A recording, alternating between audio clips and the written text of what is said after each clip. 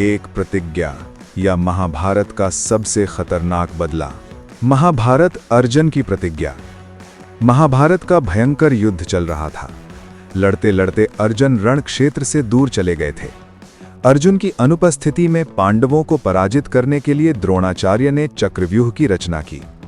अर्जुन पुत्र अभिमन्यु चक्रव्यूह भेदने के लिए उसमें घुस गया। उसने कुशलतापूर्वक चक्रव्यूह के 6 चरण भेद लिए, लेकिन 7वें चरण में उसे दुर्योधन, जयद्रथ आदि 7 महारथियों ने घेर लिया और उस पर टूट पड़े। जयद्रथ ने पीछे से निहत्थे अभिमन्यु पर जोरदार प्रहार किया। वो वार इतना तीव्र था कि अभिमन्यु उसे सहन नहीं कर सका और वीर गति को प्राप्त हो गया। अभिमन्यु की मृत्यु का समाचार सुनकर अर्जुन क्रोध से पागल हो उठा। उसने प्रतिज्ञा की कि यदि अगले दिन सूर्यास्त से पहले उसने जयद्रथ का वध नहीं किया तो वो आत्मदाह कर लेगा। जयद्रथ भयभीत होकर दुर्योधन के पास पहुंचा और अर्जुन की प्रतिज्ञा के बारे में बताया। दुर्योधन उसका भय दूर करते हुए बोला, चिंता मत करो मित्र, मैं और सारी कौरव सेना तुम्हारी रक्षा करेंगे। अर्जुन कल तुम तक नहीं पहुंच पाएगा, उसे आत्मदाह करना पड़ेगा। अगले दिन युद्ध शुरू हुआ।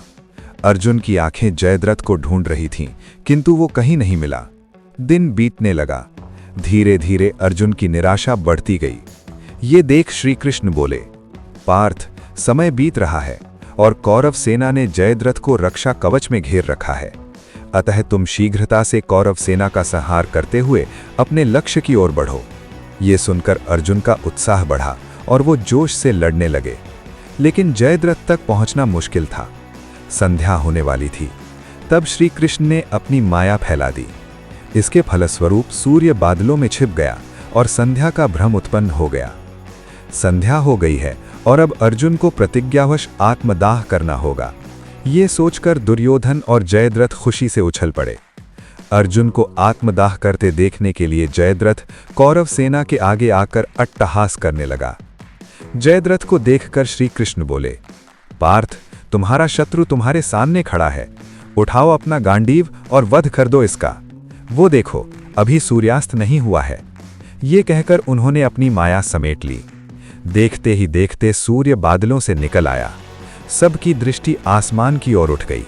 सूर्य अभी भी चमक रहा था। ये देख जयद्रथ और दुर्योधन के पैरों तले जमीन खिसक गई।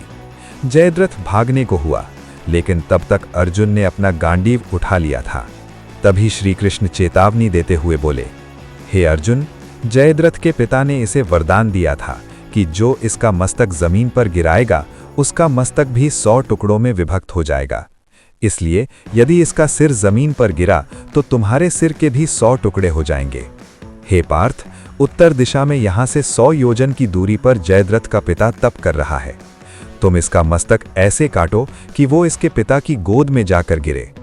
अर्जुन ने श्री कृष्ण की चेतावनी ध्यान से सुनी और अपने लक्ष्य की ओर ध्यान कर बाण छोड़ दिया। उस बाण ने जयद्रथ का सिर धड़ से अलग कर दिया और उसे लेकर सीधा जयद्रथ के पिता की गोद में जाकर गिरा। जयद्रथ का पिता चौंक कर उठा तो उसकी गोद में से सिर जमीन पर गिर गया। सिर के जमीन पर गिरते ही उनके सिर के भी 100 टुकड़े हो गए। इस प्रकार अर्जुन की प्रतिज्ञा पूरी हुई।